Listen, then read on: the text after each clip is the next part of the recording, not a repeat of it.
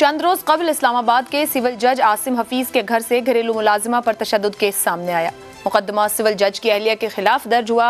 14 साला रिजवाना 10,000 माहाना तनख्वाह पर 6 माह से सिविल जज आसिम हफीज के घर मुलाजिमा थी। सिविल जज की अहलिया के तशद्दुद से बच्ची का दांत, नाक, दोनों बाजू और पसलियां टूटी हुई हैं। बच्ची पर डंडों और चमचों से तशद्दुद किया गया। सलाखों से कमर पर गहरे जख्म किए गए। सिविल जज की अहलिया मुबैना तौर पर बच्ची का गला भी दबाती रही, जिसके वाज़े निशान मौजूद हैं। पंजाब हुकूमत को जमा करवाई गई रिपोर्ट के मुताबिक तशद्दुद के बायस लड़की का जिगर, आंखें और दिमागी तवाज़ुन मुतासर हुआ है, जिसमें खून की गर्दिश नहीं हो रही। जख्मों के बायस बच्ची बात करने से कासिर है। बच्ची ताहाल ICU में मौजूद है। जज आसिम हफीज की जानिब से बच्ची के वालिद को सुलह और इलाज की पेशकश भी की गई, जिसे बच्ची के घर वालों ने यह कहकर ठुकरा दिया कि उन्हें इंसाफ चाहिए। ताज़ा तरीन इतलात के मुताबिक सिविल जज की अहलिया सौमिया आसिम की आज जमानत मंजूर कर ली गई है। ये बात अहम है कि सौमिया के ससुर ने फेडरल पुलिस से राब्ता करके कहा था कि वो सारा मामला आज ही सेटल कर लेंगे। तो क्या कहा जाए कि आज ही ये मामला सेटल हो गया। अफसोस और दुख का मकाम तो यह है कि घरेलू मुलाजिम बच्चों पर तशद्दुद का ये पहला वाक़या नहीं है, ना ही किसी जज के घर से रिपोर्ट होने वाला ये पहला वाक़या है। दिसंबर 2016 का तैयबा तशद्दुद केस किसको याद नहीं, जो इस्लामाबाद के एडिशनल सेशन जज के घर का वाक़या था। वो भी इसी नौइयत का था, जहां घरेलू मुलाजमा पर इस कदर तशद्दुद किया गया था कि बच्ची खाने पीने से कासिर थी। वाक़े का उस वक्त के चीफ जस्टिस साकिब निसार ने खुद नोटिस लिया था, जबकि एडिशनल सेशन जज और उनकी अहलिया को 3 बरस तक कैद की सजा भी दी गई थी। किरदार और कहानी तकरीबन यही थे। 2018 में एक घरेलू मुलाजमा को लाहौर में इस्त्री से जलाकर मारा गया। 2019 में एक घरेलू मुलाजमा को महज खाना चखने पर कफगीर मारकर कत्ल किया गया। एक वाक़या घरेलू मुलाजमा सवेरा का भी था, जिसको तशद्दुद का निशाना बनाकर सीढ़ियों से धक्का दिया गया। वो बच्ची 6 माह के अंदर इंतकाल कर गई थी। ऐसे अनगिनत वाक़यात हैं। ये सिर्फ चंद वो वाक़यात जो मीडिया में सामने आए। पाकिस्तान के कवानीन में बच्चों की घरेलू मुलाजमत के हवाले से बहुत ज़्यादा इबहाम है। इस ज़िम्न में मौजूदा कवानीन में मुतअद्दिद मसाइल मौजूद हैं। इसी मामले पर पैनल की राय जानते हैं। सवाल इस तरह से, रिजवाना तशद्दुद केस, जज की बीवी पुलिस को ना मिली, बट जज की बीवी को जमानत मिल गई। क्या बच्चों को घरेलू मुलाजिम रखने पर मुकम्मल पाबंदी होनी चाहिए? ज़ैगम साहिल।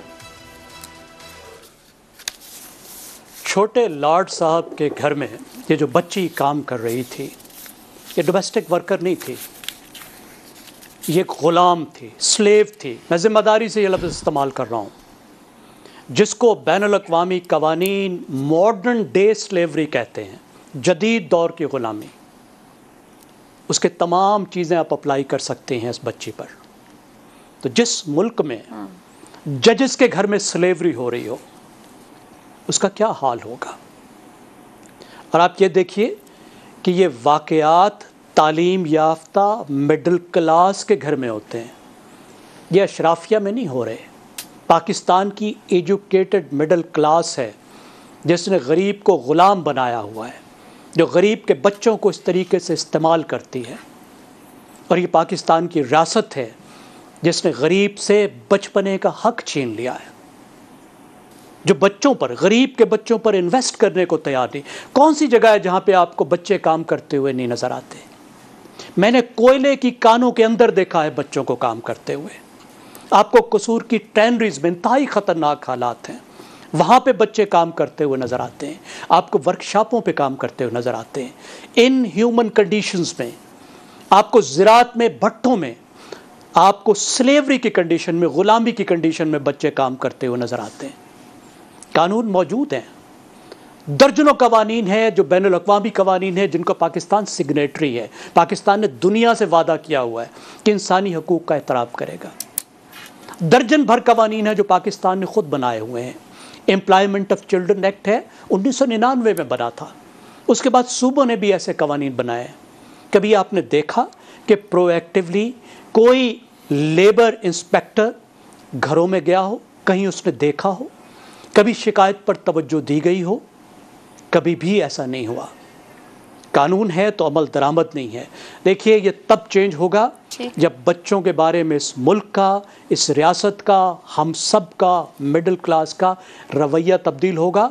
जब ये मुल्क सोशल सेक्टर पे इन्वेस्ट करने को तैयार होगा, जब ये सेहत पर इन्वेस्ट करने को तैयार होगा, और मैं दोबारा कहूँगा जब एजुकेशन पर इन्वेस्ट करने को तैयार होगा, जब ये बच्चे स्कूलों में होंगे, स्कूलों से बाहर नहीं होंगे। मुझे आखिरी बात ऐड करने दीजिए, लास्ट टाइम अफसार साहब ने इस पर कुछ एतराज़ किया था कि जो 2.5 करोड़ बच्चे हैं जिसमें ये बच्ची भी थी, ये पढ़ नहीं सकते कि जिस बोतल को वो पी रहे हैं वो जहर है या दवा है। इनको पता नहीं होता कि ये जिस बस में बैठ रहे हैं वो पेशावर जा रही है, लाहौर जा रही है।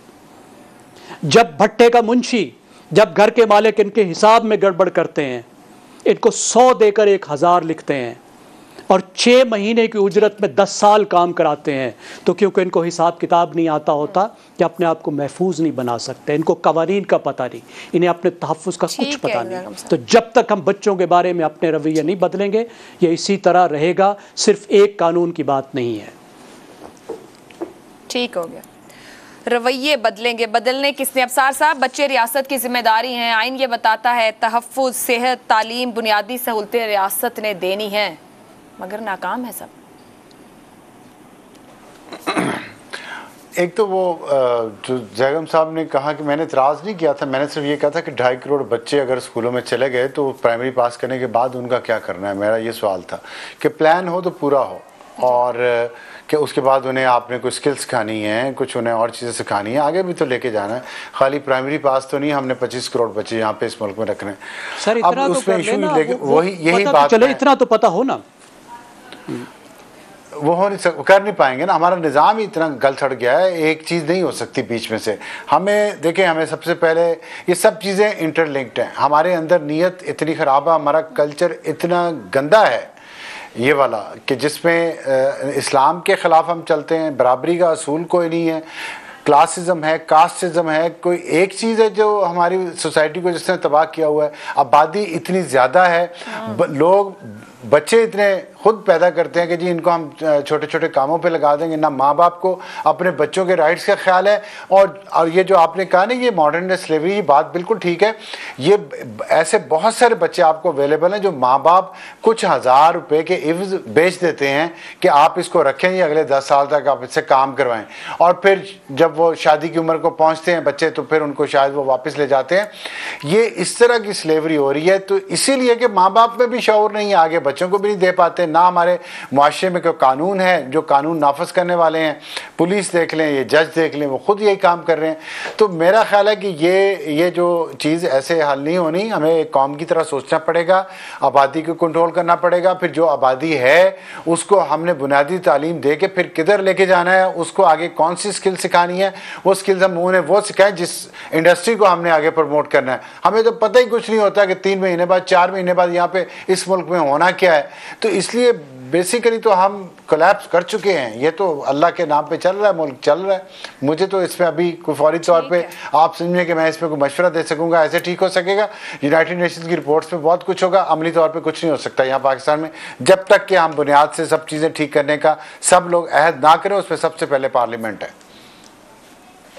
ठीक है शहजाद साहब, ये मुस्तकबिल है, बच्चे हर मुआशरे का मुस्तकबिल कहलाते हैं। बच्चों के साथ जब जुल्म हो, क्राइम हो, तो फिर मुस्तकबिल कैसा बनेगा? नहीं आयशा, मुस्तकबिल तो तब होता है ना जब आप बच्चों को मुस्तकबिल के लिए तैयार करें। तो जिस मुआशरे के अंदर तबकात ही सिर्फ 2 हों, एक ताकत का तबका है जिसका जो हल्का असर है वो बहुत ही वसी है, और एक उनका है जिनको जुर्म ज़ईफ़ी की वजह से जो उनके साथ जुल्म होता है वो उसे सहते हैं। तो ये 2 तबकात हैं। जब हम बात करते हैं ना टेलीविज़न पे बैठ के इन चीज़ों के ऊपर, और जिस किस्म के बड़े बिल्कुल सही बातें करते हैं, कानून भी बड़ा अच्छा बना हुआ है। आपने सवाल किया था कानून में कुछ सुकम रह गया, कुछ भी सुकम नहीं है कानून के अंदर, कुछ बिल्कुल ठीक है। अगर यही कानून अपने तौर पे नाफिज हो जाए बहुत अच्छी बात है, ये इसी से बड़ा फर्क पड़ जाएगा। लेकिन होता क्या है कि ऐसा बदकिस्मती से हम लोग जिस तरह के माहौल में रहते हैं, जिस तरह का माशरा बन चुके हैं, उसमें कानून की कोई अहमियत रह ही नहीं गई। सेंस ऑफ एंटाइटलमेंट हमारे जो बहादुर, जो हमारे बड़े लोग हैं उनके अंदर से इस तरह का है, जो ताकतवर हल्के हैं इस तरह का है, जिसमें ये सब लोग शामिल हैं। मिडिल क्लास की बात ही मैं मिडिल क्लास नहीं कहता, ये वो ताकतवर तबका आता है जो कि बाकी इंसानों को इंसान नहीं समझते।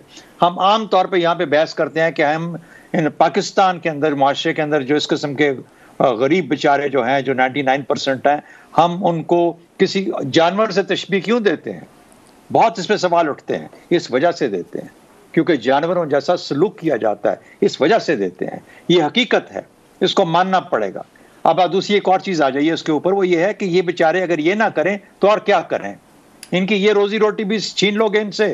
ये काम करता है, कहीं जाके कपड़ा मारता है, किसी जगह के ऊपर कुछ और किसी के घर काम कर लेती है बच्ची जाके। करना क्या है कि इनको उस जुल्म से बचाना है, अगर बचा सकते हो तो। नहीं बचा सकते तो मान लो कि एक पाकिस्तान कोई एक और है और इनका पाकिस्तान कोई और है। और जब तक इसके अंदर हम नहीं हकीकत को फेस करेंगे, हम इस तरह के किताबी और कानूनी और फलसफियाना किस्म की गुफ्तगू करके इस माशरे को ठप नहीं कर सकते। ये एक हकीकत है, हर घर घर की हकीकत है। और जब तक माशरे को खड़ा नहीं करना, उसको इस काबिल नहीं करना, जो कि अफसार साहब कहते हैं ये जो 2.5 करोड़ बच्चे हैं इनका करना क्या है? तालीम तो दे दोगे, उसके बाद और क्या करना है? फिर वो सेकेंडरी कर लेगा, फिर क्या करना है? किसी तरफ लगाना है, किसी काम पे लगाना है, बड़े छोटे कामों पे लगाओ, लेकिन तैयार तो करो उस चीज के लिए। कोई उसके हकूक तो किसी तरीके से दिलवा के दो। ये किसने हकूक दिलवाने हैं? हम सब ने दिलवाने हैं, लेकिन वो हो नहीं रहा। इसलिए बदकिस्मती से मैं, आप और इफ्तिखार साहब और अफसार साहब, हम कब से ये प्रोग्राम कर रहे हैं। कभी कोई फौजिया उठती है, कभी कोई ज़ैनब उठती है, कभी कौन उठता है, कभी ये बेचारी बच्ची उठती है, और ये कहानियां सुनते रहते हैं। अब तो मेरा DNA कहने को भी दिल नहीं करता। अब तो ये सारे का सारा मामला ही उस लेवल पे जा चुका है जहां पर के बदकिस्मती से हम एज ए मुआशरे का मसला है, ये सोच का मसला है, ये माइंडसेट्स का मसला है। जब तक ये किसी तरीके से दुरुस्त नहीं होता, इसकी इस्लाह कौन करेगा? शायद हमें करनी चाहिए कुछ हद तक, जो हम करने की कोशिश नहीं करते, लेकिन बाकी जो लोग हैं वो भी अपनी अपनी जिम्मेदारियां निभाएं, तो शायद इस माशरे को थोड़ी सी होश आए, थोड़ा समझ आए कि हमने कैसे अपना दिफा करना है। इसको दिफा करना पड़ेगा माशरे को, हम कानून के सहारे नहीं चल सकते। ठीक है।